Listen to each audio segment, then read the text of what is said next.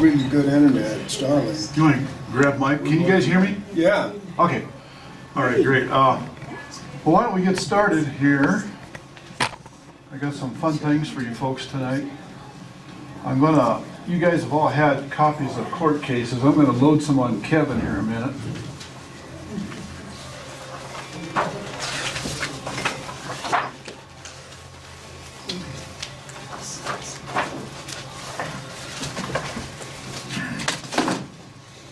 You've gotten these, haven't you, Taylor? Yeah.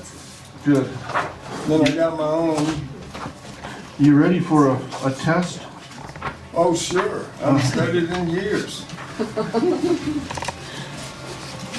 me of Leslie Collins. These are just a collection of court cases, Kevin. Got a sheet of paper, John. Things they never told you in high school, what your status is, Yeah. the rights we have, same rights as the king of England. Because the people are sovereign in this country.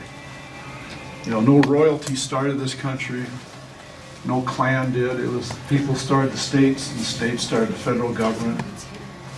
And so the people have the highest sovereignty. There's a lot of good casework in there.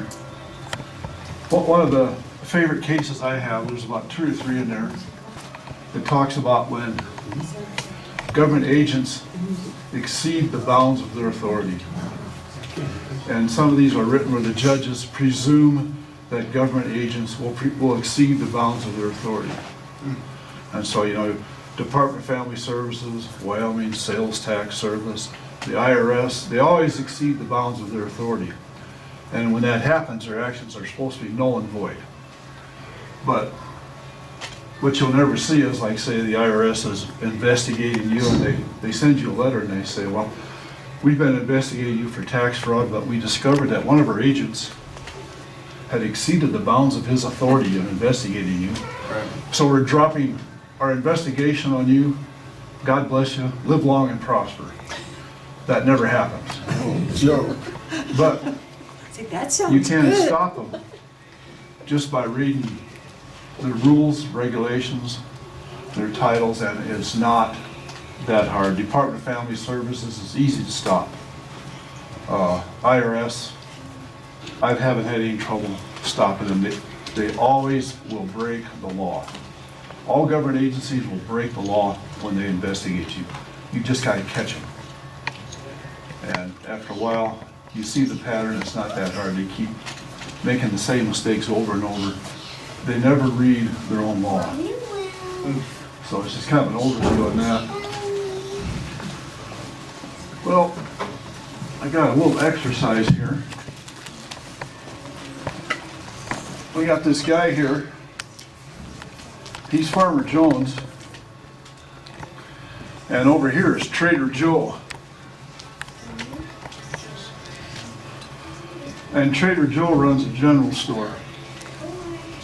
And so one day the farmer tells Johnny, I want you to go to Trader Joe's, that's where we trade at, and I want you to get a corn shovel from him. And I'm going to give you this note, and you give it to Trader Joe's, and bring it back to me. So Johnny goes to Trader Joe's, and you know, Johnny says, I need a corn shovel for Dad, so here's a note. So Trader Joe looks at the note, then he opens the cash register and sticks it under that drawer, you know, with the old cash registers, you know.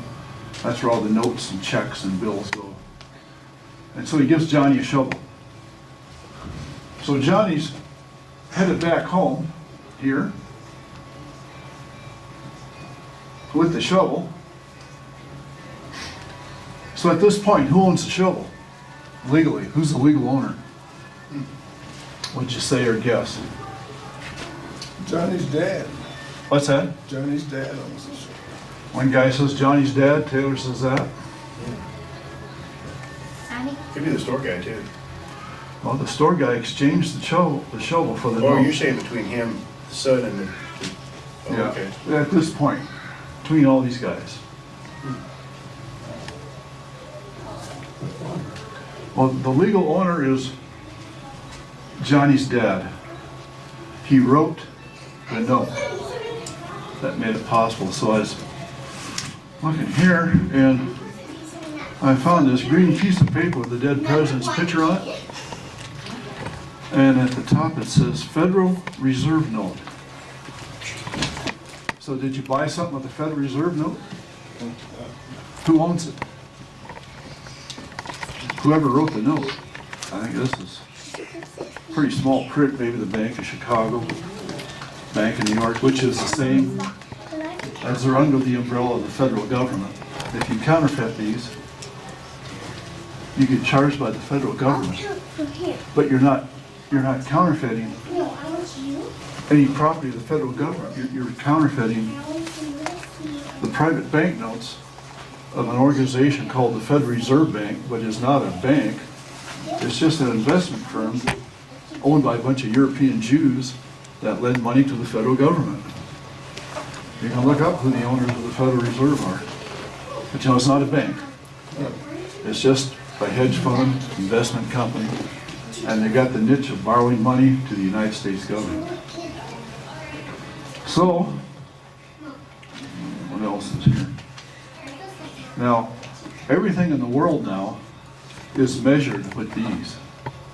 Everything is denominated in this. Every contract, insurance payout, royalty, foreign trade, dividends, shares, whatever. Everything is measured with Federal Reserve notes. There's no real money. These are dead instruments. And so that's why the government can seize anything you have anytime they want, because they wrote the note that you bought it with. That's why the IRS takes your property. They might take your business. They might take your bank account because they wrote the note for it. They own it all. That's what happens when you have a bad money system. So, if you go to Title 12, Section 411,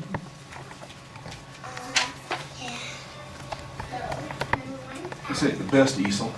If you go to Title 12, Section 411, it says that Federal Reserve notes are obligations of the United States. That's a debt. You know, your mortgage is an obligation to the bank. That's not profit or gain or anything. So, Federal Reserve notes are obligations of the United States. And if you go to Title 18, Section 8, it says that section there is all the obligations of the United States defined. It's a whole list of them there.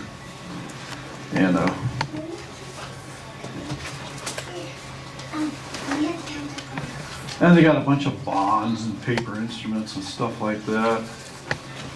Then the treasury notes, gold certificates, all this stuff. And sure enough, Federal Reserve notes are in that list. And so are canceled United States stamps. So I had to look that up to make sure what they're talking about. Talking about those canceled postage stamps. Your Federal Reserve notes are in the same class as canceled postage stamps. Now, if I pay Taylor for some work with a bag of canceled postage stamps, should he call the IRS and report that? Now they go, what are you, nuts? Yeah. You can't buy anything with canceled postage stamps. But your Federal Reserve notes, they're in the same category as canceled postage stamps. It's in Title 18, Section 8. You know, it sounds crazy, but I didn't write this. It's their law. And so let's say Kevin writes me a check for some work I did.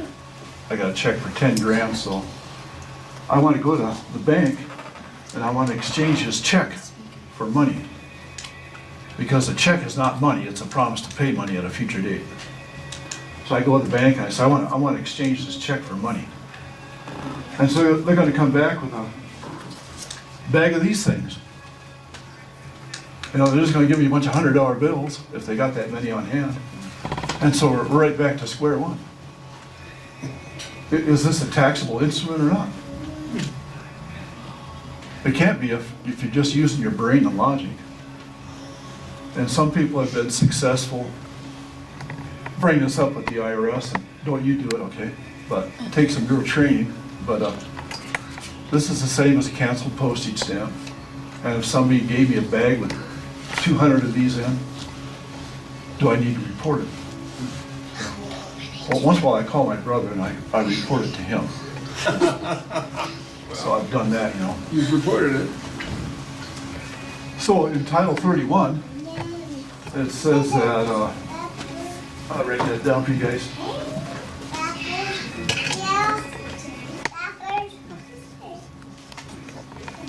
In Title 31, 3124, it says that no state may tax an obligation of the United States.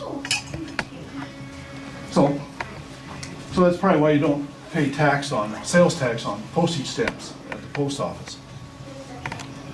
Or maybe you don't pay sales tax on canceled ones either, you know?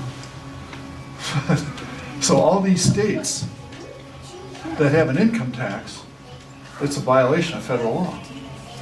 Because everything is measured in these things. No state may tax an obligation in the United States. Years ago, I made a big stamp. I loaded it up to somebody. I think Steve Smith has got it. But I made this stamp, it's about that big. And I put on there, non-taxable sale. Then I put Title 12, 411, Title 18, Section 8, Title 31, 3124. Then it said, consult your attorney. Then there had 2 lines there for signatures. And I used that one time at Ridley's and one time at Safeway. And they went along with it. I said, this is a non-taxable sale. So I stamped it, and you sign it and I'll sign it, we'll call it good. And so, you know, I did it twice, you know, you don't wanna, you can't push your luck when you're doing the right thing, you know, you gotta be careful, you know. If I got crucified, nobody will be saved from their sins, you know. I just don't rate. So, you can only do so much. But, I wanted to do it one time at, what's that big place in China? Sam's Club. I wanted to try it with about $600 worth of stuff on a grocery cart, see if they'd go for it. But I gotta see if Steve's got that stamp. But it's like everything, you can't push your luck too hard. Right. But that's what a Federal Reserve note is all about. It's a dual money system that we have in this country.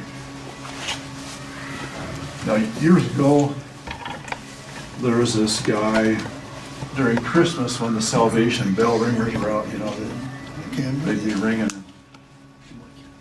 Every once in a while, somebody would slip a gold coin in there, you know. Maybe you remember the story. But it went on for quite a while, and I don't know if they ever caught the culprit or not, but the Boomerang did a story about the gold coin, you know. And one part in the Boomerang, it said, the gold coin, the $10 gold coin, was worth $200. But it's not worth $200, it's worth $10. That's what it says on the front, $10 in lawful money of the United States. And so, but the $10 gold coin is worth 200 Federal Reserve notes, which are neither money or dollars, but are evidences of debt, evidence in the debt of another and not redeemable money. You can't take a $1 bill and buy a silver dollar anymore. When I was a kid, you could. That's right. So that's the game they play. But like if you took a $10 gold piece up to the treasurer and wanted to pay your property tax with it, she would just take off 10. Because she'd say, well, that's what it says. If you brought up a penny, she'd take off 1 cent. So she'd just going by that. So she'd say, that's not fair, so I'm going to run down and trade it for Federal Reserve notes, and she'll take off 200. Now, it sounds like a bad system, but people in the know can use it to their advantage. There are people who have sold, like say a commercial building, they bought it for $50,000 30 years ago, now it's worth $500,000. So they arranged the sale with the right buyer with gold. So a guy gives them gold pieces for the building, and probably about $12,000 in face value. And so the guy skips capital gains tax. And what he can also, and they can bring that to the courthouse, whatever. The seller can also write a second note to the guy, bill of sale notarized saying he paid $500,000 for it. So that guy can do the same thing later.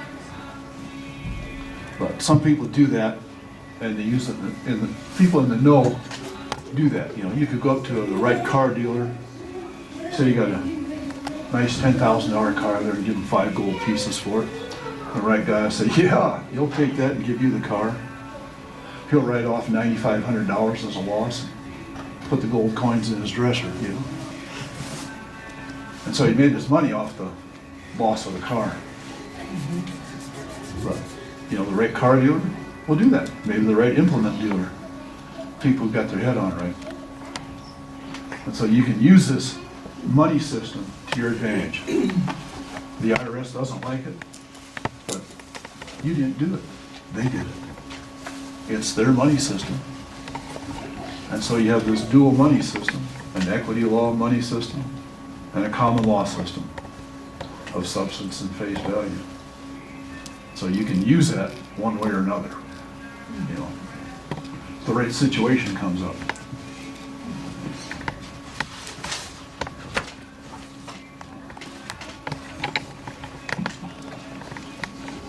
I got a little bit of stuff here on, this is a pretty good sheet on democracy and republic.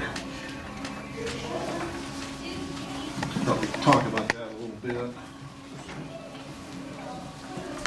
These crazy Democrats are always screaming about democracy this and democracy that. One's good for us.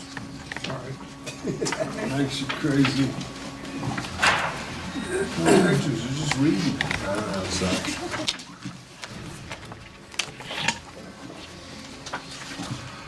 It highlights some pretty good differences there.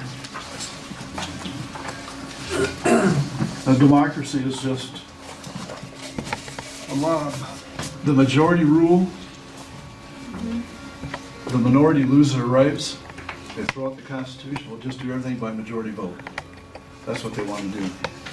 But the trouble is that they really don't have majority vote. It's very selective where they do it. Like in Colorado, the voters in Colorado voted to reinstate wolves in Colorado. But they didn't put the wolves in Boulder or Lodo, where they should have. They put them up by Craig, Colorado, and those northern counties. But nobody up there voted for it. But it's the people in those 5 or 6 blue counties around Denver that wanted it. And that's really where they should have turned them loose, is down there. It's not too late. I've been talking to the boys about doing some live trapping. There you go. And I'm thinking that Cherry Creek Mall, it's got a creek, you know, I'm thinking somewhere in there. Just think of the Survivor TV shows you could have. Can this guy outrun Survivor Boulder. You know, the Boulder.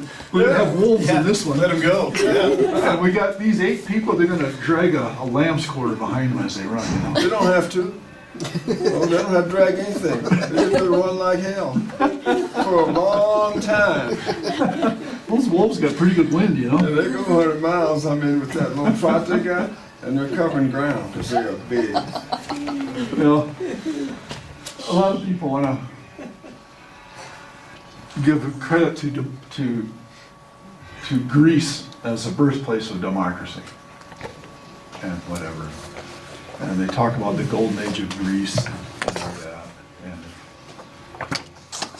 if you went to Greece on the finest day of the golden age, where everything was going right, Greece still sucked. You know, half the people in Athens were slaves. You know, it wasn't, they didn't know they were in a golden age, you know. It's 20th Right. century philosophers told us that, you know.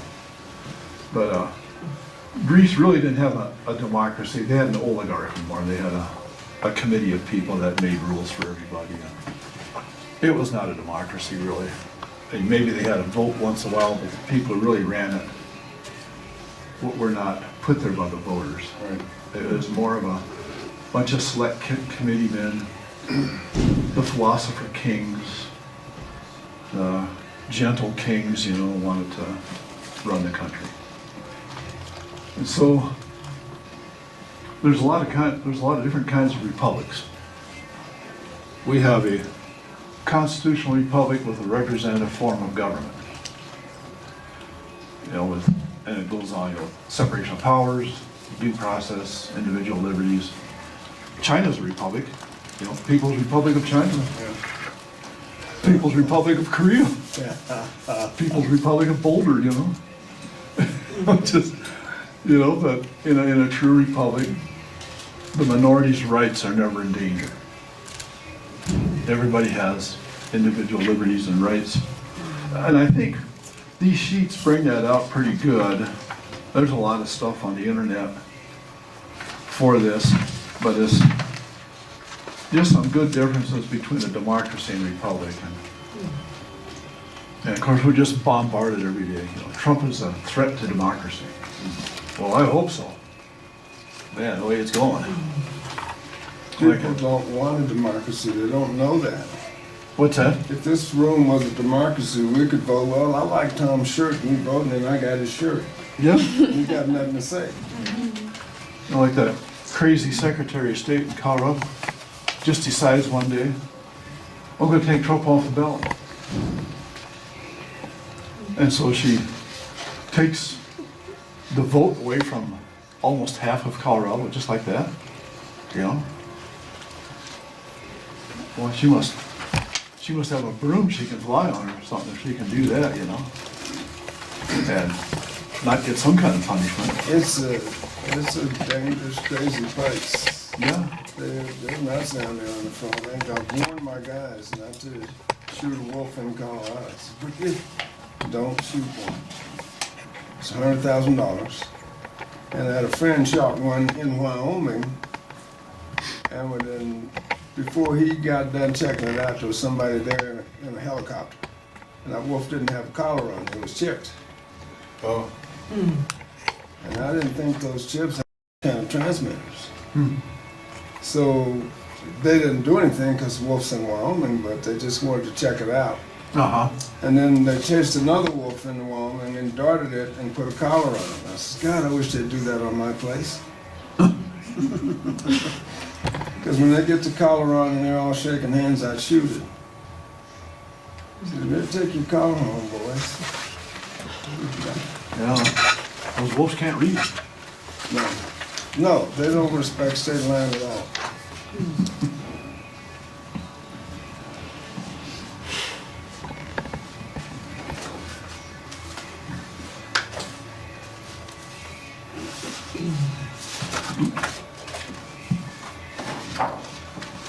So Tom, when I hear over and over again, something that's a threat to my democracy, Uh-huh. said when I keep hearing that something's a threat to our democracy, does that person really know what they're saying? No. No, it's just become a catch-all. It's just kind of a guilt trip. Because there is a difference in a democracy and a republic. Oh, yeah, there's a world of difference. I mean, I would bet you most of the graduates from the University of Wyoming College of Education couldn't tell you what the difference is. probably not, you know. And that's from my experience on the board. So it's a matter of education. Yeah. You need to And see, educate you should people. know, Yeah. you should know basically what he said about sovereignty, the difference between a democracy and a republic. You should learn that in the 8th grade. Because the Constitution is written in 8th grade language. It's literal language, it's carefully written to avoid legalese and avoid referring this article and section to some other article and section, which refers, like in most legal documents. To make it so, It's yeah. straightforward, and the words mean exactly what they say. There's no, and somebody says, well, we don't interpret the Constitution like that. There's no interpretation of literal language. It is. Is and the shall not. How do you interpret that? That means what it says. Yeah, when somebody says what did they tell you? You're in danger of losing your It's democracy. a threat to our democracy. Oh, you know what? It's a What? threat to our democracy over and Well, over, I hear it. I don't live in a democracy. I live in a constitutional republic. Right, Right. yeah. Oh, you hear that on the tube all the time, and I think it's on purpose. Oh, man, Oh, yeah. yeah. I think they mean to continue to confuse and misinform young minds. That's what that's all about.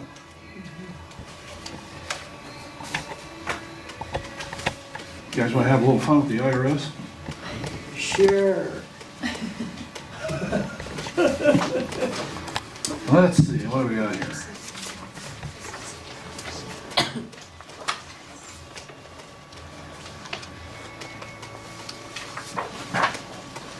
This is a little talk from a former director of the IRS back in the early 90s, and if you look through, there's a couple things highlighted of what she said. And the IRS gets kind of pissed when you call them up and tell them that. I've done it a couple times, just for giggles. I bet you don't get a Christmas card or a birthday card. Yeah. What one, Kelly? No, give it to the girls. Oh, okay. Here, take that. This was Shirley Peterson talking to Southern Methodist University back in 1993 or something. And I got this before internet. And there used to be this guy at the college up there, he could find me anything. Everything was in print then. And he found this for me. And, you know, I've given several of these out, but, you know, on this first page here, she says, 80 years have passed since the income tax was first enacted, and while the system has served the nation well, I believe that the time has come to assess its continued viability. 8 decades of amendments and additions to the code have produced a virtually impenetrable maze. The rules are unintelligible to most citizens, including those holding advanced degrees and many who specialize in tax law. The rules are equally mysterious to many government employees who are charged with administering and enforcing the law. The need for simplification is apparent from the sheer weight of the Internal Revenue Code and its regulations, which is now 8 volumes. She said it, not me. Is it still 8 volumes or is it more than that now? Huh? Is it still 8 volumes? It's probably more. But on this next page, she said, we have seen many attempts at tax reform and simplification, but none of these efforts have confronted the basic problem, the code itself. The key question is, can we define income in a fair and reasonably straightforward manner? Unfortunately, we have not yet succeeded in doing so. She said it, not me. You know, I didn't say that. And on the back is, I wrote a list of questions. I used to send this to congressmen and senators once in a while, but Income. So I hire you to do something. what's that? I hire you to do something, and we agree on the what it's going to cost me, and you do the job, and then I decide, you know, Tom, you got that done in half the time and under budget. I'm going to bonus you $1,000. That $1,000 is income.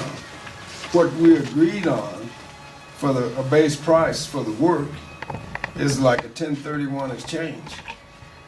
I mean, it's a fair swap across, so there's no income because there's no gain.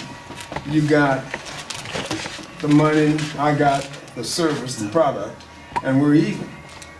So there's no income exchange there. But if I give him a bonus over and above what was agreed, that's income. Yankton bonuses are taxable. I'll go a little bit further than that later. But you brought up the 1031. There's some guys out there use Section 83, exchange of property. David Merlin is a really, really sharp guy. He knows 100 times more than I do about the tax code. But he's been very successful in the Section 83, stopping IRS payments and stuff like that. And we'll get into income in a little bit here. But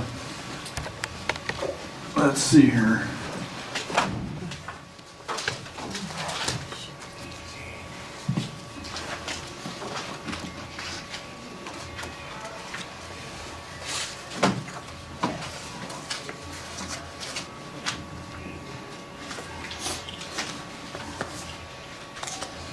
This is an old 1040 form. They don't make it like this anymore. But in the upper left-hand corner, they used to have this word up here all the time called label. Okay, so what does that mean? What does label mean? Well, you can look up in a dictionary, and it's like, it can mean a label to identify something like on a can of soup or a bottle of beer, or it can mean a codicil. Okay, so we'll look up what codicil means.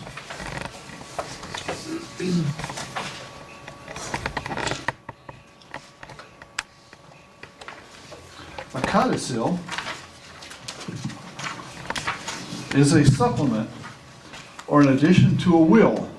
It may explain, modify, add to, remove, subtract from, qualify, alter, or revoke provisions in a will. That's a codicil. It's part of a will change or something like that. And so we go to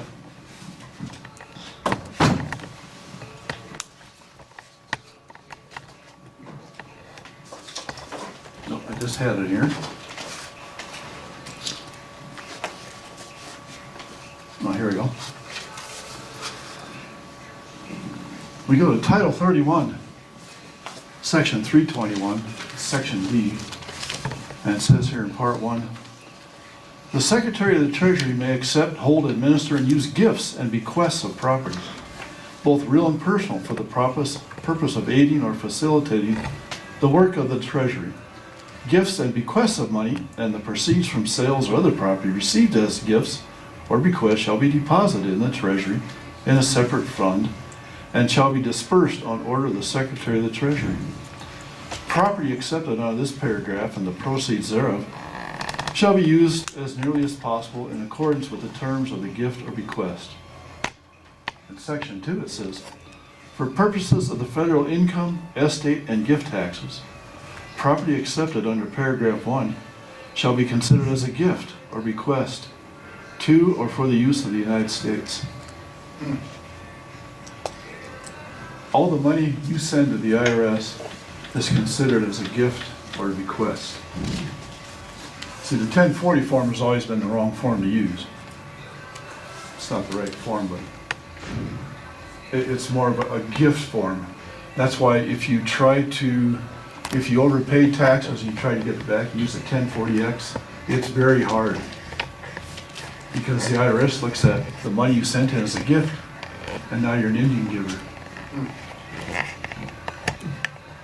But it's I didn't write this, but they're saying right here that what you send in for taxes over the years is considered a gift or a bequest. Now, the 1040 forms aren't like that anymore. They took that label thing off because too many guys got aware of it over the years.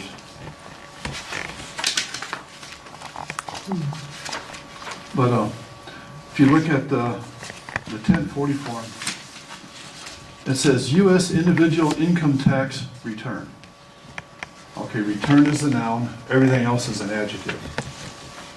Have you ever signed a paper anywhere under penalties of perjury where you're swearing that you're a U.S. individual?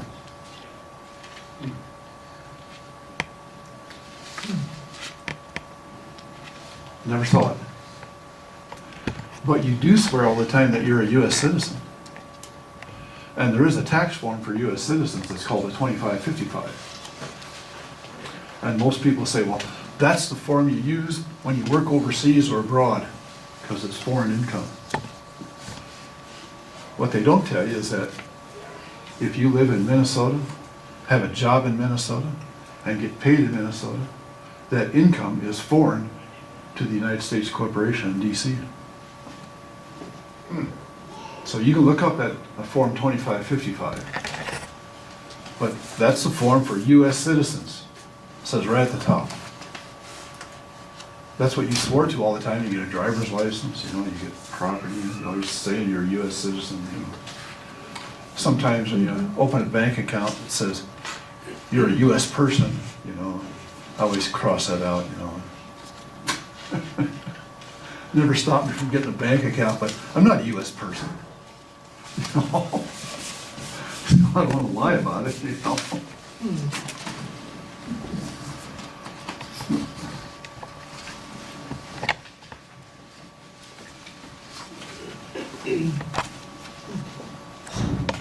So we'll do something fun here.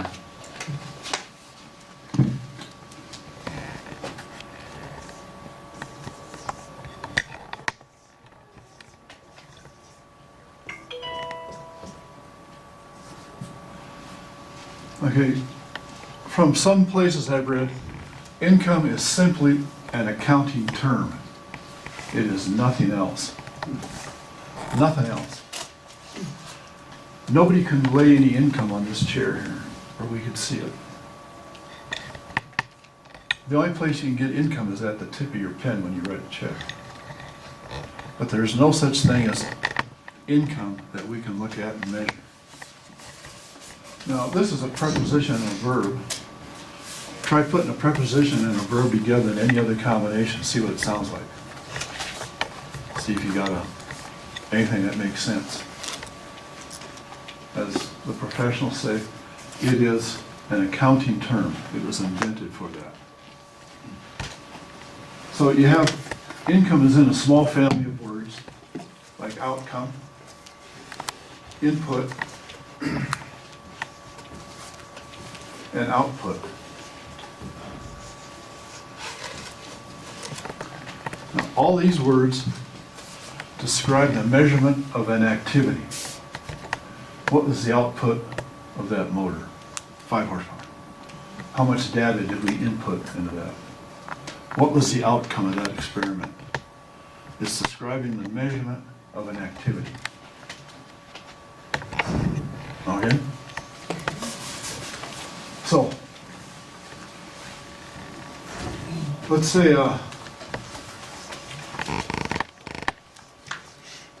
you're a grocery store manager and somebody came in and they're wandering around the store, so after 5 minutes you go, well, can I help you? What are you looking for? And the customer says, I want to buy 5 pounds. And so you'll say what? 5 pounds of what? 5 pounds of what?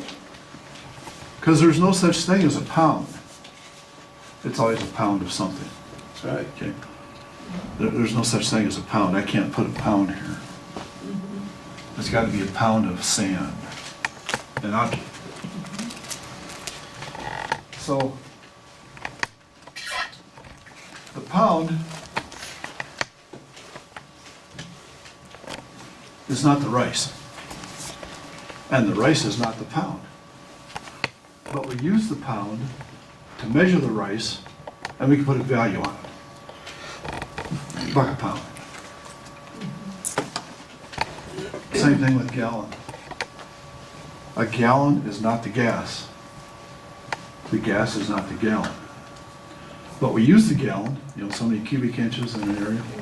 We use the gallon to measure the gas, and then we can put a value on it. Volume of gas this big is 1 gallon, $2. Okay? 5 in Washington. What's that? 5 in Washington. 5 in Washington. 7 in California. Okay, then we got this. We got dollar. Can't wait to move there. It's gonna be empty pretty soon. No joke, yeah. I got a dollar now. There's no such thing as a dollar. Nobody's ever seen a dollar. It's a dollar of silver, a dollar of gold, maybe buckskin, something like that, but dollar is a measurement. 370 grains of silver is $1 of silver. 18 grains of gold is $1 of gold. So the dollar is not the silver is not the dollar, but we use the dollar to measure the silver, and we can say $1 of silver, lawful money of the United States. All right? It gets trickier. It used to Okay? be. And they made it that way. I'll tell you one of the funny things they do, you look at this Federal Reserve note, and somewhere on here it says, maybe 20 doesn't say it, but this note is legal tender for all debts, public and private. What does that mean? Does it mean it's paid for? Well, if you look in a law dictionary, the preposition for means in replacement of or substitute of. So this note is a substitute for the debts. It's a replacement for the debt. You're exchanging one debt for another. And so here's, I wonder how many of these guys should make some more of these. I got another one here.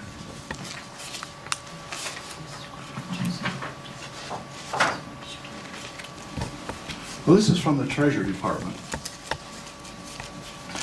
And it says, the income tax is therefore not a tax on income as such. It is an excise tax with respect to certain activities and privileges, like making tires. And remember, excise tax is just another word for federal sales tax. Nothing mystical about it. It's just, they call it an excise tax because they don't want you to think you're paying two sales taxes. Okay. To certain activities and privileges, which is measured by reference to the income which they produce. The income is not the subject of the tax. It is the basis for determining the amount of the tax. So, income is a measuring stick, just like pound and gallon and dollar. Now, I went through this with a group in Montana years ago, and I came to the conclusion, okay, income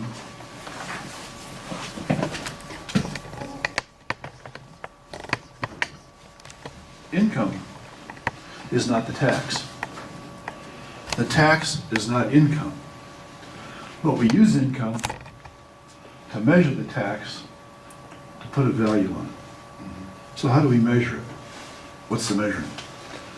Well, in my mind, it's a 1099 or a W-2. Okay. Those are the measurements. That's the measurement. That's income. That's the measurement of your activity that year or that job. But nobody can put income on this table here. The IRS can't do it. Nobody can do it because income is a measuring stick. That's all it is. It's just like a yardstick, you know. A yardstick measures something. You don't buy just a yard. You buy a yard of carpet. Stuff like that. But that's what it's all about. And so it gets pretty tricky, doesn't it? Yeah. They don't make it easy. Now there's places in the Internal Revenue Code where it says that all these things are income. You know, like you go to Title 26, Section 61, and it lists all this stuff that they say is income. But at the beginning of the law, it says,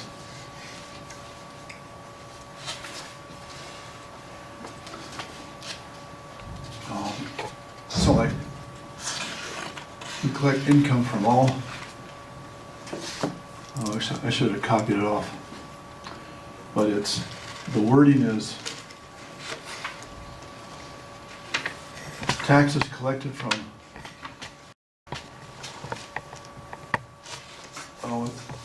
what's the 16th Amendment say? Source of income? 16th Amendment? Yeah, but taxes collected from all sources of income, including but not limited to the following items. Now see, they maybe did that intentionally, but a source of income is not the same as an item of income. It's not the same. The source of a river is not the same as an item. And if they truly want their law to be, they would have made that second word source of income. You can look it up in Title 26, Section 61. You'll see what I'm talking about. They change it from source to items. Items. You know, the source of oil is not the same as an item of oil. And that sounds like word games, but word games are what get people put in jail. You have to be aware of them. And so you should write that on your paper. Just look up Title 26, Section 61, and you'll see that in there. And there's a couple books out there that agree with that. There's a book called Constitutional Income, Do You Have Any? Written by this Phil Hart, an Idaho legislator. He brings that up. The source of something is not the same as an item of something. Sources.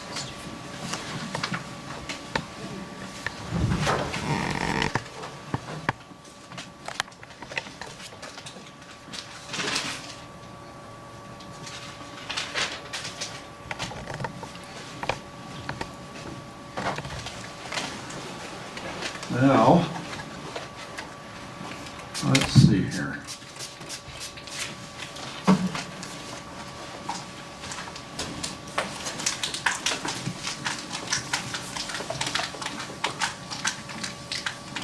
Tell me what that article was that I should attach to sources different than item. Title 26, Section 61. Title 26. Yeah. Okay. Who we got?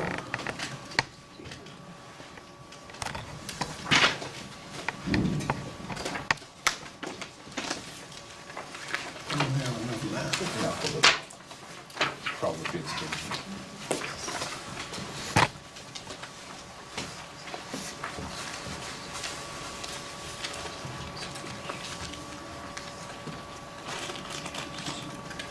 So I don't have to read more, right? Yeah, it's a doctor's thing, right? Yeah. If it's cold, I can read it. What was that thing? Kind of one of those little word games here. The word status is the old Roman word for condition. You know, you hear cops on the radio, what's your status? You know, what's your condition? That's what they're talking about. You know, it's not location, but status. What's your status? Status, understanding status is probably the most important thing you can understand. Because status is who you are in relationship to everybody else. The king has a special status. The duke has a different status. And all those things. Different privileges and stuff. So we got this word status, and the word state is derived from that. So we use that, and we have the state of bliss, you know, state of confusion, state of happiness. You know, those are all conditions. You know, there's state of health, you know, conditions. So if I put this here,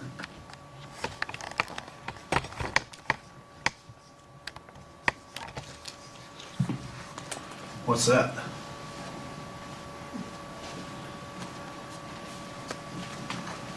Status. The status of Wyoming. What's that? The status of Wyoming. Well, the state of Wyoming is just another condition. What are the conditions of the state of Wyoming? It's whatever the contract says that you signed with it. Driver's license, marriage license, property. That's what it means. The state of Wyoming is not a place. It's a corporate condition. And there's no mystery to these things if you read it a little bit here. Every state is the same way. You know, Colorado or Montana or whatever. It says, this is where the state of Wyoming came from. Title I, Section 1. Whereas the people of the territory of Wyoming did on the 30th day of September 1889 by a convention of delegates called and assembled for that purpose, form for themselves a constitution which was ratified and adopted by the people of said territory at the election held on the first Tuesday in November 1889, which constitution is Republican in form and in conformity with the Constitution of the United States. And I'm going to skip a little paragraph there. Be it enacted that the state of Wyoming is hereby declared to be a state of the United States of America and is hereby declared admitted into the Union on an equal footing with the original states in all respects whatever. That the Constitution which the people of Wyoming have formed for themselves be, and the same is hereby accepted, ratified, and confirmed. So that's how the state of Wyoming came to be. So you had a bunch of guys over here who were territorial representatives, and they made this statement. They looked at this Constitution and said, well, we're going to do this, and they all signed it. And then they gave it to this guy over here called the Secretary of State. He took it, put some red ribbons on it, maybe a gold seal, and maybe a red wax seal, put it into a file cabinet, and there it is. That's the state of Wyoming. And all your agencies of the state of Wyoming are the same thing. Department of Family Services hereby created, you know. So there's nothing magical about it. So you think, well, the state of Wyoming, where do all these big buildings come from, all these people? Why is there so much there, you know? Well, the state of Wyoming is a contract. You signed a contract with it. Everybody signs contracts with it. So they have to have contract checkers. They have to have contract enforcers and all this stuff. You know, when you make a contract with the state, they have to keep it in order. And if you violate it, they have to punish you.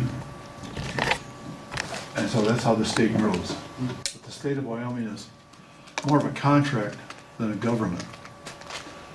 Celeste, why don't you go in my car and above the visor my billfold is. You want to bring that in? But that's what all your states are. They're just really contracts that are enforced. That's how it grows. The more contracts you have, the bigger the state is. And it's really no contracts, yeah, no state. There's an old saying kind of goes like this. No oath, no signature. No signature, no contract.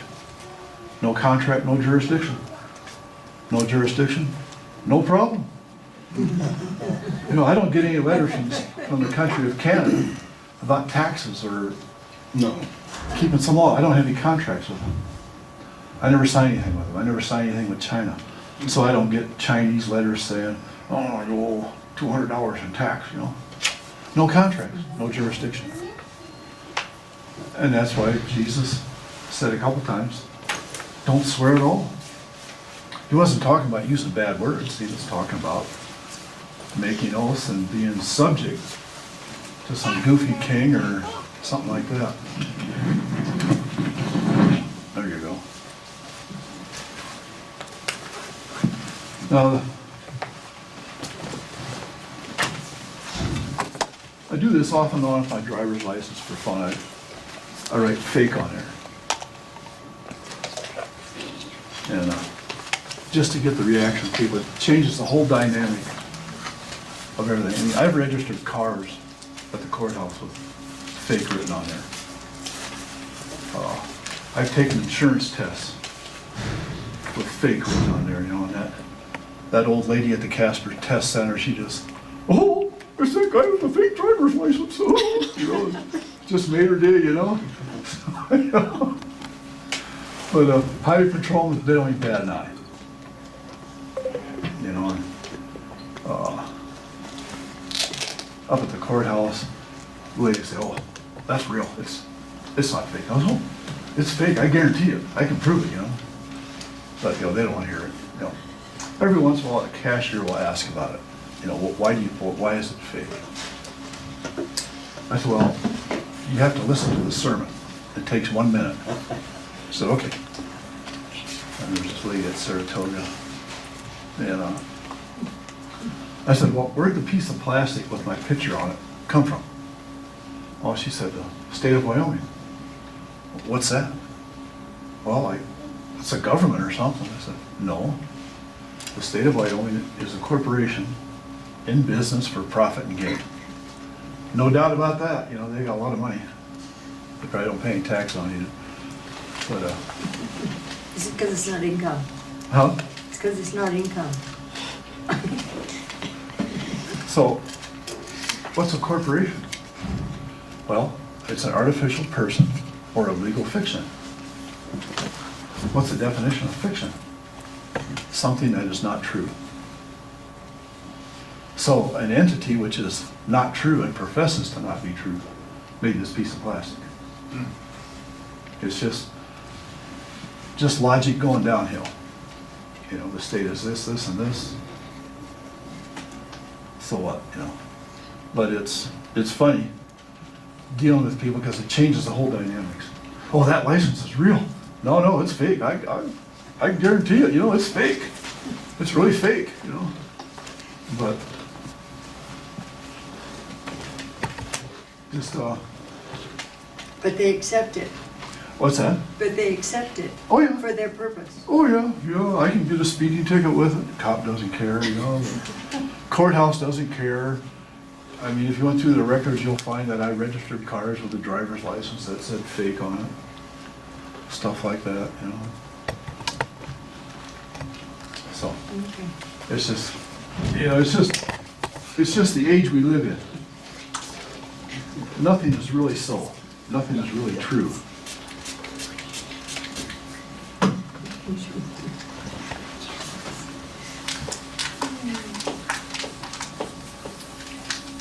Taylor, I'm gonna have to get one of my hips replaced pretty soon. Nope. You wanna do it?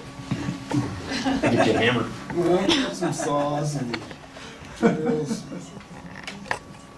Those torque screws are good. Oh, yeah, your torques, and you're gonna need some stainless steel. 321 probably. I got a couple rods. I'm gonna need a lathe, gotta make a ball. It's hard to do on a lathe. Tried it once. Oh. Suppose we'd have to melt it down and make a mold for it. We'd have to make several. What size, huh? I bet it's about the size of an 8-ball. Wow. Or one of the way, the Golf ball, maybe.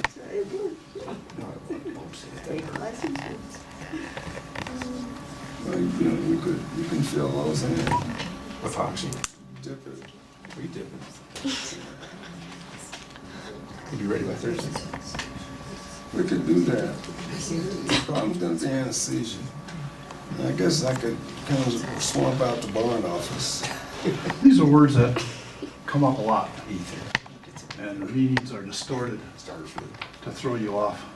Like the word resident. Resident,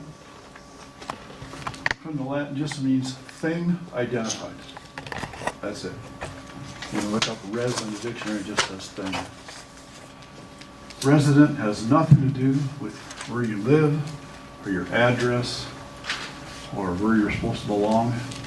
Where you live is actually called a domicile. But a person, if you own property in 50 states, you're a resident of 50 states. Because a resident in this country is used, it's defined more as somebody engaged in a taxable activity. Like when you get your census form, it'll say resident at your address. So you look at where it's from the Department of Commerce. And that's what resident really is all about. It has nothing to do with where you live or anything like that. All these people say, oh, he's not a resident of this or he's not a resident of that, you know. I can declare residency in any state I want, all 50, but I can only declare one domicile. That's why these people like the Bushes and Cheneys, they declare their domicile in Texas usually. But that's what resident really means, just thing identified. It's nothing else, you know. And you know, knowing the true meaning of words is is where to go. You know, I had Latin in high school, and I've got a couple Latin dictionaries. It's handy to look that stuff up, where these words come from, because they use it in court. They use that. Like the word contribute. What does that mean? Well, it means with tribute, with tribulation, with tax. That's what contribute means. Yeah. It's a nasty little game. We got this word individual. It just means undivided. Doesn't mean anything else. Doesn't mean I'm a U.S. individual, or I'm an individual for tax purposes, or anything like that. It just means undivided. That's all it means. And you could state that if somebody accuses you of being an individual and say, no, it's not true. I'm just an undivided person. I'm an undivided man. Don't use the word person. And this word person here is kind of a legal fiction word. It comes from the word persona. In the old days, the Greeks and Romans had these plays, you know, and they would put a mask on. That was called a persona. It covered the real human. So you have what's called a corporate name. That name, that's in all caps. From your bank, insurance companies, the state. That's your persona. It covers the flesh and blood person of Joel Brown with capital J and capital B and the rest lowercase. But these are the corporate identifiers. They're identifying you as a corporation. This person. Your person is this legal entity that is your, some people call it a straw man. And there's a lot to look up there. Some people are very successful in court. I've heard that before. Defeating things, yeah, straw man, things like that. It's your alter ego.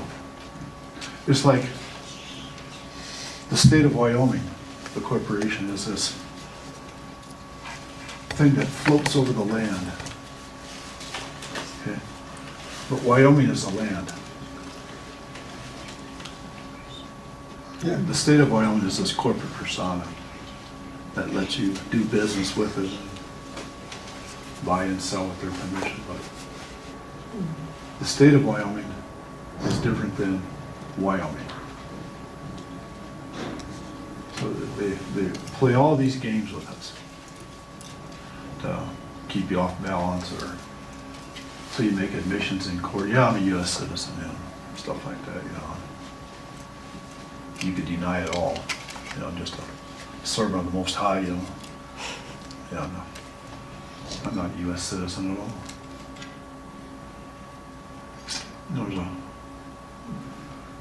There's a good tack for, like, say Kevin works in Nebraska for a couple of months, and some patrolman pulls him over and says, hey, you got to get a Nebraska driver's license. Oh, well, I know I work in here for 2 more months. Well, you got to get a license. If you work here for a day, you got to get a license. Now, I have this rule. I never argue with a man with a gun out in the country. You know? I'll take care of it differently, you know. So, what you do is you go to the Nebraska Driver's Department. Say, I want to apply for a Nebraska license. I did this in Iowa many years ago. Say, well, you have to give us the other license. No, I'll give you my license when you give me your Iowa license, okay? That's how this is going. So they gave me the application for Iowa license. And there's always those little boxes you check. Are you a U.S. citizen? Are you an Iowa resident? You just say no. And then they can sign it, you sign it. If you're not an Iowa resident, you're not going to get an Iowa driver's license. Right. If you're not a Nebraska resident, if you say you're not going to get a Nebraska license. Oh, we can't give you that, you know. They'll say, you know, fine, you know, give me that, and I'll keep it in my glove box for the next time it happens. Nobody can confer residency on you without a court order. Nobody can do it. Highway patrolman can't do it. But that's the easy way to beat this goofy thing where they want you to change driver's licenses all the time. So it used to work. I suppose it still would yet.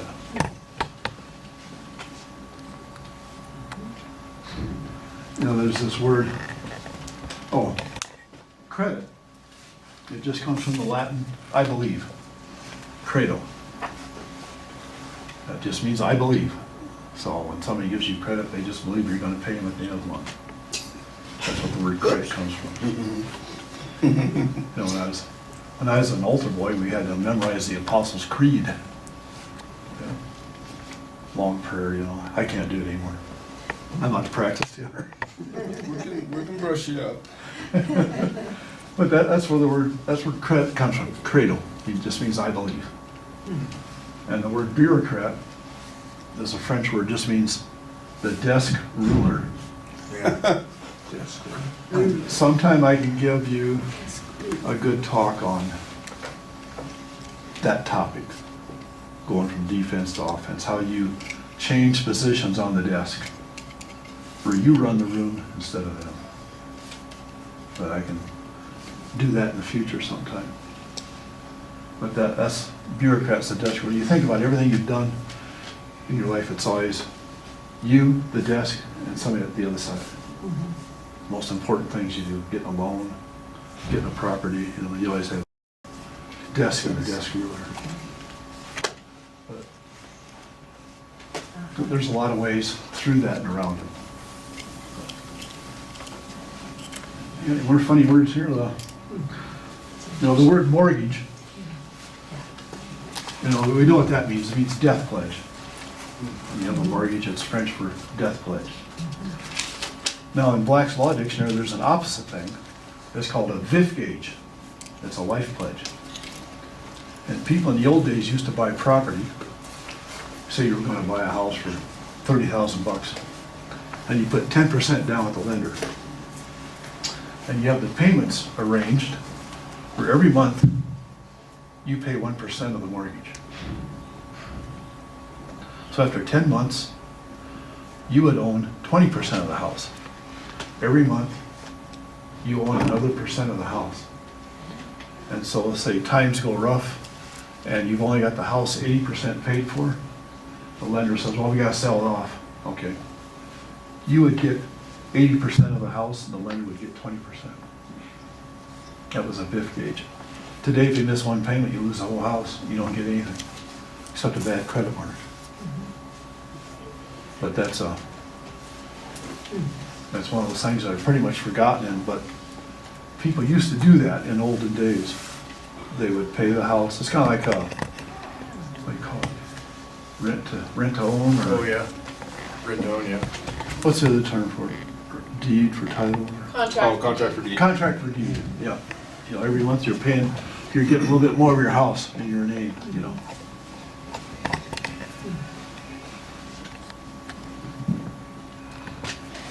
You know, there's the word contract, and meaning for that is drag together.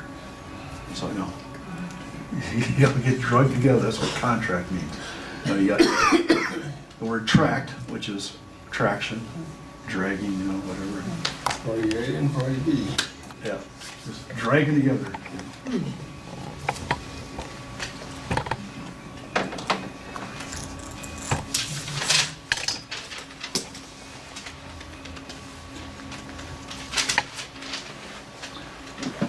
Then you have the word consent, it just means to agree with. Pretty simple. Without the consent of the governed. You know, there's that phrase, without the consent of the governed. We're coming to that. But I think that's about all the funny stories I got for tonight. It's very good, Tom. Well, I read this stuff a lot, good. I just need to get it out there, you know. Spread the word. Yeah, the Republican Party's behind me all the way. Yeah, way back there. Republican Party is behind him. Hey, Tom, Way back I've got there. a question. I'm not sure it's real. I'm not sure if it's. My niece, Tammy, works for Bell Telephone. Yeah. And she has been, with COVID, they let them work from home. And so she has, but sometimes they make her go to another state to work. Yeah, yeah. So she has, they're trying to make her now say that she can only work in one place because she has to pay the tax for that state. Uh-huh. And she's been in Chicago, and she's been in New Mexico, and she goes to Utah, and she lives in Wyoming most of the time. Yeah. She ought to ask the company if they can reclassify her as a C Corp and operate that way. Huh. That's probably what I would do. C Corp. Set it up right. And everything's deductible on this. You know, for what the travel she does and everything. The hassle. Well, if she's only there for 4 hours, Yeah, yeah. she gets taxed in that Like- state. Yeah, like the state of Illinois wants a little bit of money. Yeah. Yeah, that's a real nightmare when you work in 3 or 4 different states, you know. Especially one like Illinois or Minnesota, you know, they're kind of touchy about those things. Well, she probably doesn't end up making a whole lot of money at the end of the year. With all those states digging in, you know. And I mean, they do that all the time. How do truckers do it? They drive through all these states, you know? How do they do it? I think though, passing through is not the same as Yeah. stopping to do business. Yeah, Now, okay, yeah. people with deliveries in several states, that would be interesting. But I Michael would think- know. Yeah, we should have to. Where's Michael, is he going? Yeah. Oh, he had to go home? Yeah. Okay. It's Bree's birthday. Well, Yeah, that's close enough. and you know what's more important, huh? Gonna hurt, baby. So we have different governments now going to the BRIC system. If you looked up the BRIC system and see what's going on, that Brazil, Russia, China, Yeah. Africa are all going to the BRIC system. Right. And they're gaining ground fast. If you look at, they're trying to back all their system in gold, Yeah. and we're without gold back. To me, I'm scratching my head, and I've been buying gold and silver, some other currencies and stuff like that to hedge my bet. But there's, with the store, yeah, there's a worrisome part that we're not gonna last that much longer. But if you thought about that and kind of where everything's headed, Oh, what their economy could do to ours? yeah, Well, it could flatten it. You know? that's what I'm thinking. I mean, if I were Putin, long ago I would have taken the resources of Russia and monetized them. Here's a ruble, solid gold, that's worth this many board feet of timber. It's worth this many barrels of oil. It's worth this many bushels of wheat. I would have monetized all my commodities, and everything would be back to substance for substance. Right. You buy wheat for gold. You buy timber for silver. You buy oil for silver. Everything would be that way. And probably why he doesn't do it, because he still likes having his finger in the Western banks. You know, his buddies have Swiss bank accounts and on Cyprus, you know, and in America, you know. That's probably why he hasn't done it. But, you know, who needs this goofy Federal Reserve Bank in the money system? Yeah. A country like Russia, Jackson- they have all the resources in the world. Jackson tried to get rid of it. What's that? Andrew Jackson tried to get rid of it. Yeah. But You know, years ago I read where Russia, you know, De Beers controls the diamond market, these South Africans, you know. But over the centuries, in Moscow, they have grain bins full of diamonds that they've dug out over the centuries. They could flatten the diamond market, but he doesn't, because just lets it trickle in, you know. But they have granaries with diamonds in them. And it's just, wow. I mean, they've got a lot there, but, you know, they just, but the Russian mind is different than the Western mind. They're different. Because what ethnic group are Russians? No, they're Slavs. Yeah, okay. Okay. Slavic, right? Yeah. And the reason they're called Slavs is because they don't have a long A in their language. They're slaves. And they have that mentality. But there's nothing unique about the word Slav. It just means slave in Russian. And that's what the Vikings called them way back when. They referred to them as Slavs. And, you know, they've never moved past it. You know, England had the Magna Carta, and Russia missed that. And then we had the Declaration of Independence. Russia missed that. They're happy with their czars and tsarinas and Potemkin villages. And Well, I think they're gaining some ground now with everybody else. I think Iraq's gonna go with that system. Saudi Arabia is in now, and they're gonna bust. Their deal is to bust our currency. yeah, why Well, would you because go with they're it? just gonna trade it for oil. Oil became their backing, right? And now oil's not traded in US dollars globally. That changed, what, a year and a half ago, almost now? Yeah. And, yeah, so the US currency has lost value just on that point, besides getting pumped full of additional bulk-based currency, would they? Yeah. I mean, it takes, Yeah, but they've been stocking up on their gold too. They have, So, yeah. Yeah, I read today that Iraq has, and this last year put 36 tons or something gold back into their coffers and stuff too. So there a lot of them are gaining ground. Interesting. Well, is Zimbabwe the country that has like the most gold still in the earth? Zimbabwe? I think I heard Yes. that, yeah, which means they They would have just more minerals underneath their ground than the rest of the countries put together. globally. That's a lot. Yeah. And they're currently the poorest country on the planet, or Yeah. close, in the top, lowest 5 or whatever. Yeah, I think you So they could turn that around if they could figure out how to mine. yeah. No, they could turn it around if they get a different political system. Yes. Well, right. That's the That's the problem. hold up. That's the problem right there. When I was to an get that engineer. gold out of the earth, you gotta work. Yeah, when I was an engineer, I was offered a job in Nigeria. And they wanted me to build a power plant. And so I was listening because they were talking serious money compared to what I was making as an engineer in America. Well, I'm on the edge of my seat. And so he says, now there's a couple things. He says, your wife and kids will be on an estate in England. We were in Utah at the time.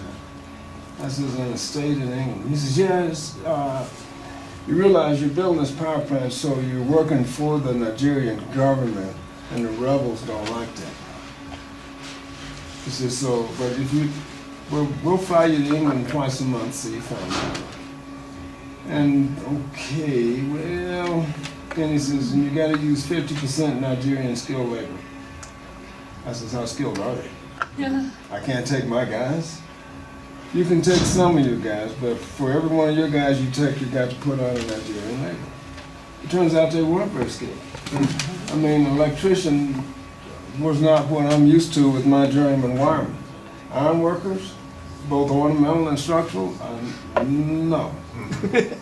And then the fact that there may be people shooting at us. Right. That kind of slows things Kind down. of just, well, you guys aren't paying quite enough. I don't want that job. And so that's what's holding them back. It's this, Yeah, it's it's this messed up political system. But now, we're not that far from it. If BRICS is really successful, and that wallpaper we've got in our pocket really is wallpaper, it's going to get pretty hungry and pretty thin. And, the wheels will be off at that point. The wheels will be off big time. But so the rest of the country goes to BRICS, but you can't negotiate in BRICS inside the United States because obviously the U.S. isn't going to take it. So what, all our stuff is just, our resources can't be traded globally and we don't have a currency to trade them locally. That's what he says. That sucks. Yeah. Well, we'll Time to grow cash. But, go. yeah, but so, the game plan though is what do you trade? So, people need firewood, people need. So it becomes a whiskey. barter system by default because Right. there's nothing else. Right. You go back to, yeah, Unless you have people that can trade in bricks at a local level between themselves, but they can't do anything. I mean, currency's pretty handy. It's a whole lot easier to carry than firewood. right, Oh, God. kind If I of. gotta Or load cows. By up, gas. load up a Right. cow and bring Right. it to town, how do I get, how many fill-ups is a cow worth? I mean, Right. And then you're back to trusting that they're not gonna be out of business tomorrow anyway. right. So there's that problem. Yeah, I'm back. So it's designed to take us down. yeah, Back in the 30s and 40s, FDR shut down about 4,000 gold mines around the country. Because he didn't want anybody having gold. You know, a lot of these were small mines, Right. you know, 1 to 5 man operations, but there were thousands of them around the country. And he shut them down because, you know, he confiscated the gold and he didn't want people contesting this stuff, you know. Right. And so today, you know, it takes a $20 note to buy 1 silver dollar. yeah. That's all you need to know, really. A lot of stuff. Just imagine if you had I don't think they make rubles in ones, they start with 3s, I think. But if you had a 3 ruble note, and you got 3 little gold coins, that's pretty strong persuader, you know? Yeah, Yeah. It's, these are different times. The real problem we have as Americans God, I'm an old man, but in my generation, we have not known hard times. right, We have not known starvation. We have not known what they call privation, where you don't have clothing or shelter that's adequate. We've never, as a culture, we've not known that. So we can't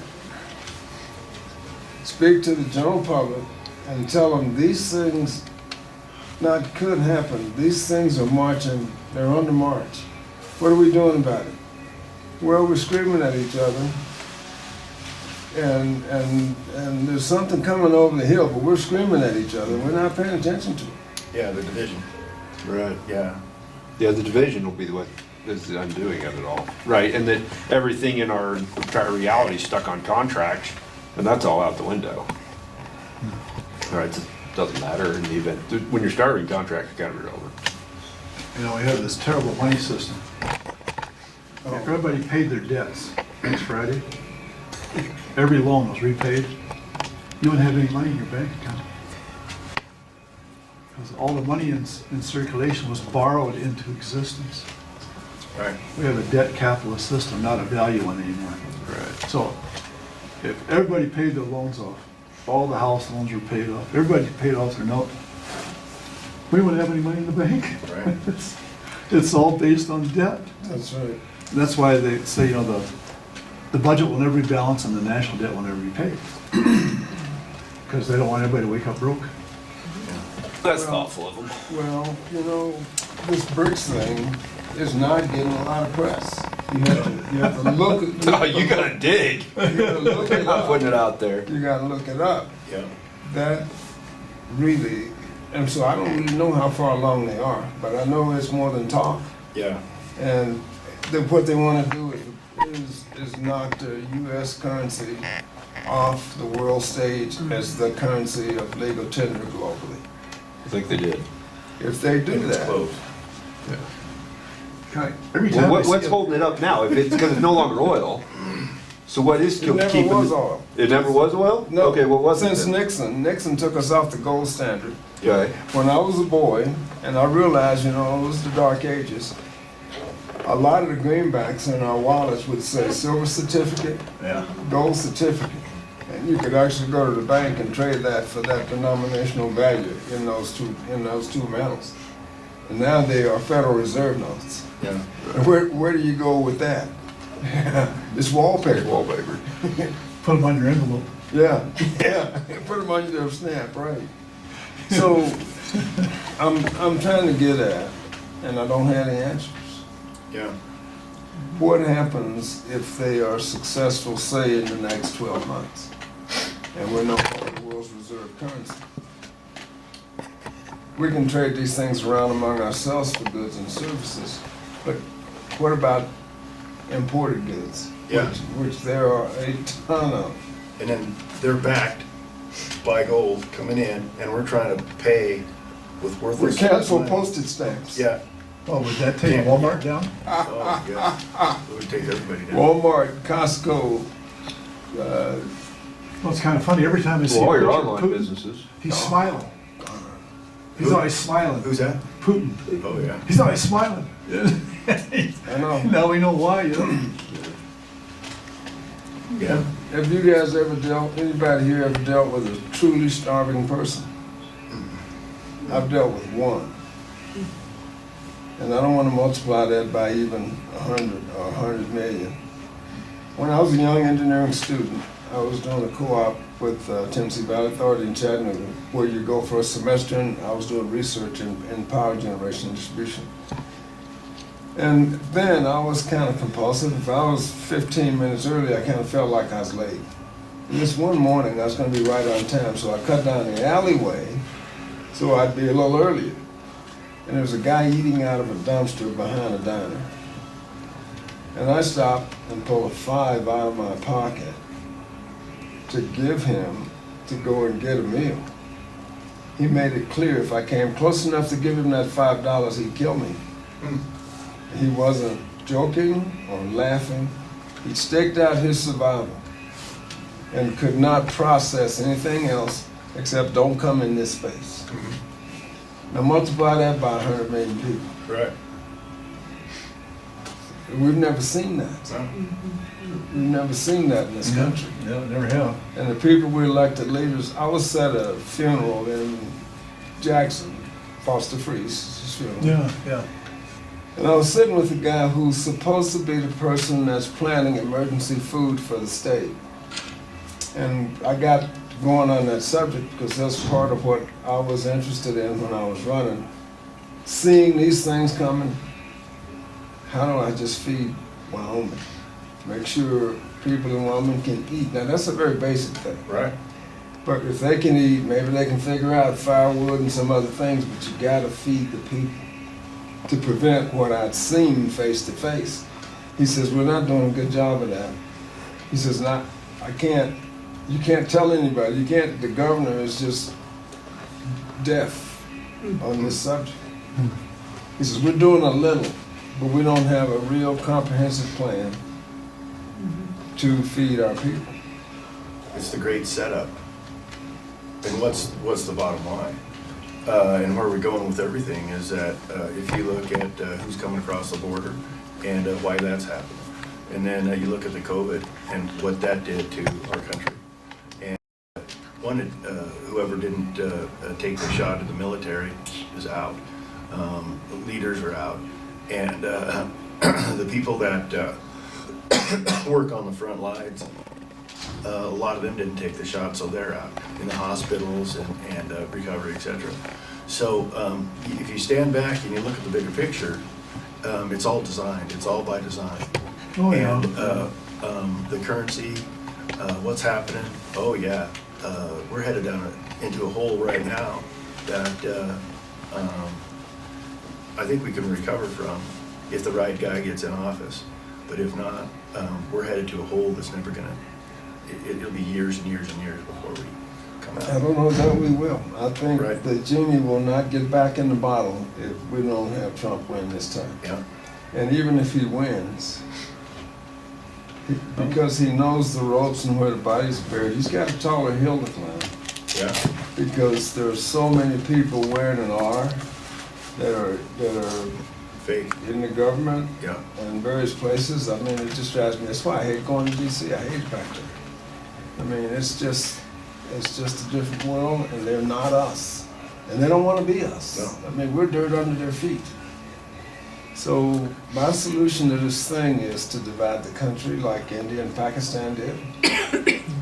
Those woke can have their woke country, and we can be a traditional United States of America. I kind of was working on that too when I was running, but I needed to win. Mhm. Needed to win. There was more sentiment for that in the western states and Oklahoma than you might think. Yeah. Yeah, all these people, they say, well, we need to unify the country, we need to come together. How?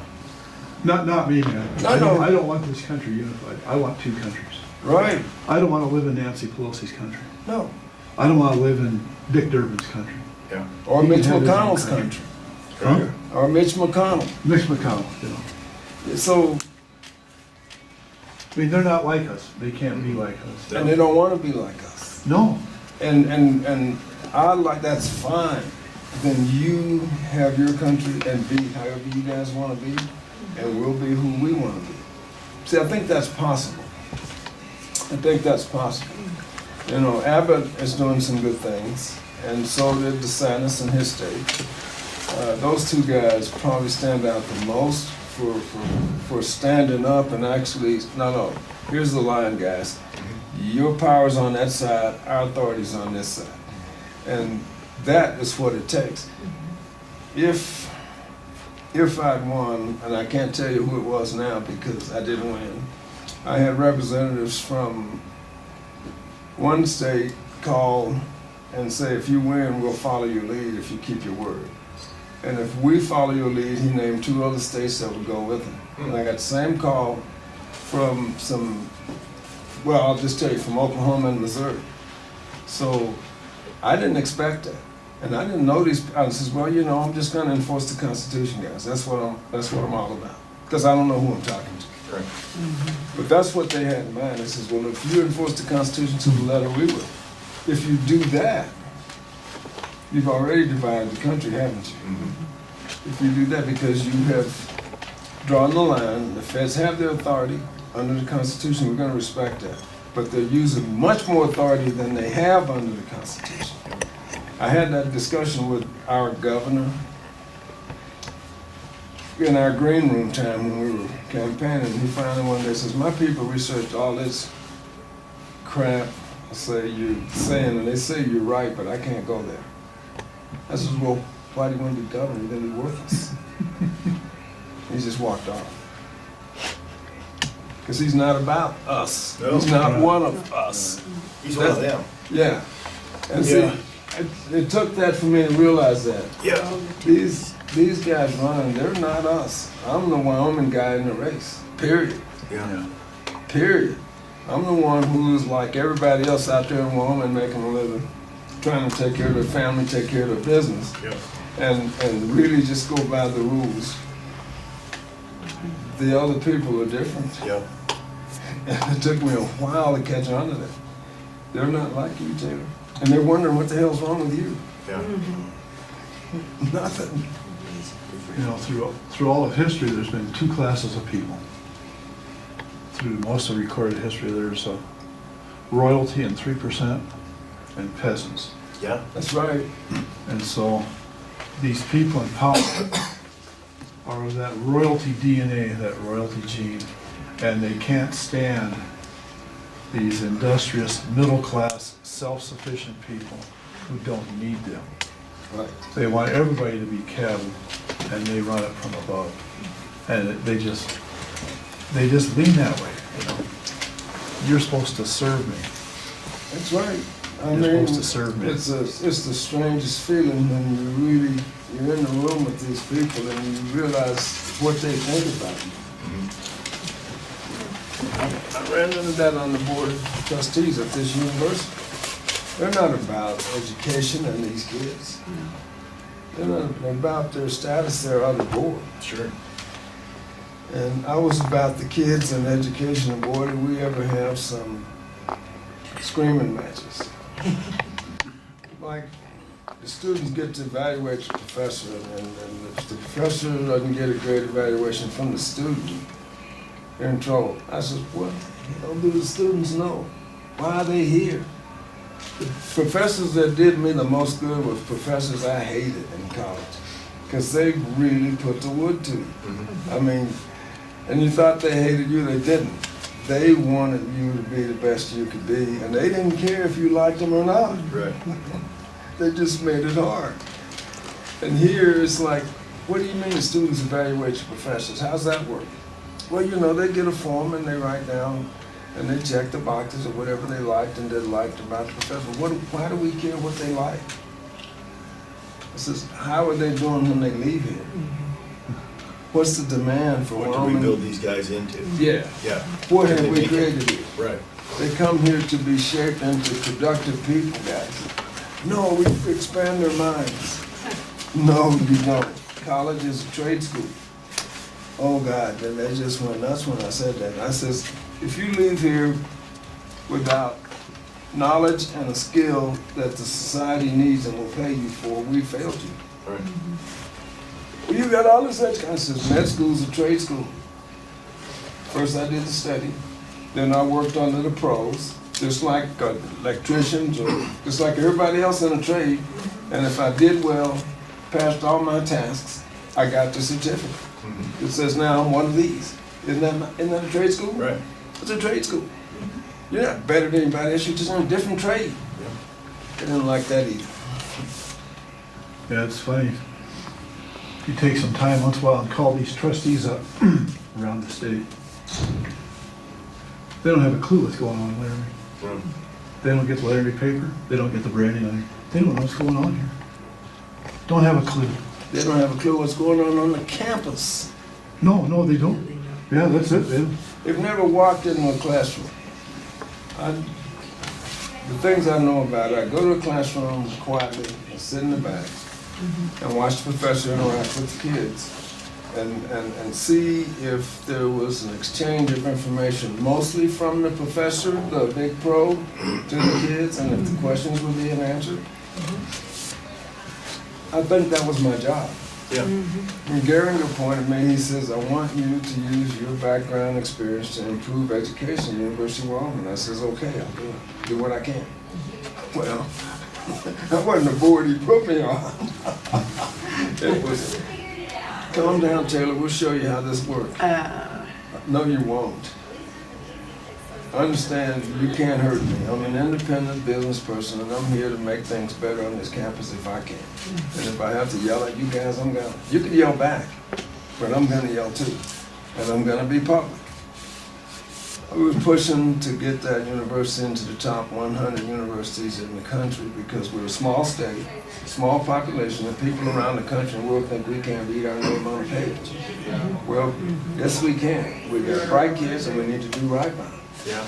I'm not so sure we're doing that. I don't think so either. I'm not so sure we're doing that. That's kind of washed. See, and that bothers me too, because these are the people who should be leaders around our states and other places where they go when they get out of here.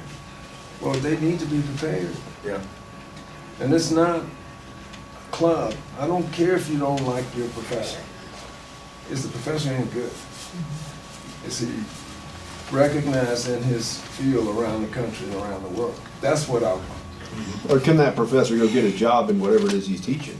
Is there Because it is even possible. Is there a profession? Is there a profession? Well, we got into that. You know, we need to look at what we're offering. Some of these degrees are worthless. So no degree is worthless, Taylor. All right, what do you do with a degree in minority studies? Right. Where's that go? You got a PhD in minority studies. What the hell do you do with that? You can teach, but that's it. Bingo! You can't get a job with it. Go downtown and hang out a shingle. Right? Yeah. Run an office, hang out a space. PhD in minority studies. See who shows up. Yeah. God. Well, they couldn't understand why I felt that way. Well, because You ever find parents that or formula somebody work? is putting a lot of money in Copy here it. for this kid to get an education. And he leaves here with a degree like that. What are you talking about last time? I wanted to get rid Last of month, I minority had like studies, 3 women's interactions with studies, people. He's like, with, oh, who's Andy? vision, Gotta be on college property. of They either rent or diversity. they can't use it. Bullshit. It all needs to go. Okay, okay. Yeah, it's not like you can pull that out of your car anywhere. It's like only if they're agreeing. It drove me It crazy. involves like, You know. They were happy to see me Basically, term off the board, that's and I was finished. happy to go too. You know, after a while you get tired of fighting them. Yeah. Yeah. I found a couple of funny ones just to close it up with here, but Okay. this is IRS stuff again, you know. This is a case at Caterpillar. It's a 1979 case, but Michael has found approximately about 100 federal cases that say the same thing. And the judge is saying this: taxpayers who rely on Treasury publications, which are mere guidelines, do so at their peril. Okay. The judge said it, I didn't. The judge is smarter than me. He knows this stuff. But whatever harm has been suffered by Farms and International resulted from a lack of prudence. So now there's something to understand about the IRS. They go by their publications. Yeah.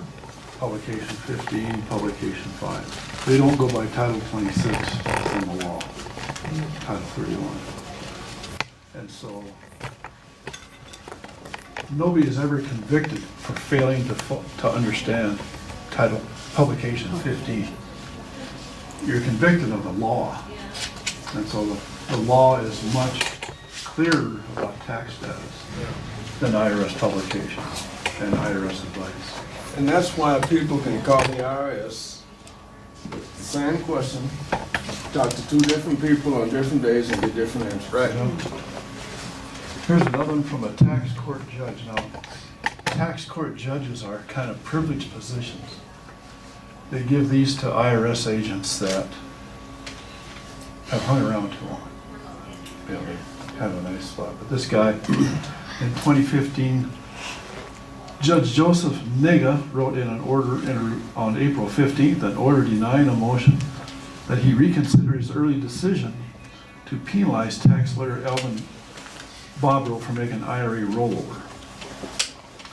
And the judge said, I don't know what he says, but the judge wrote in his order that IRS guidance isn't binding precedent or even sufficient substantial authority to get a taxpayer excused from penalties if he follows the guidance and the IRS's interpretation of the tax laws turn out to be wrong. He says earlier, taxpayers rely on IRS guidance at their own peril. So the publications are not to be trusted. The law is pretty good and clear, and the CFR is clear, stuff like that. But years ago, when the IRS was more local, the district director of the IRS in this area was in Denver, Colorado. His name was Walter Hinkle. And when you got a nasty letter from the IRS or something, it was always signed Walter Hinkle. And it went on for a long time, you know. I can show you a paper maybe from the early 90s with Walter Hinkle's signature on it. Well, some bright guy finally looked up who Walter Hinkle was. Well, he retired from the IRS about 1970, died 10 years later. But they used his signature for decades. Oh, wow. On people. They just had a rubber stamp signature. Walter Hinkle, I think, was his name.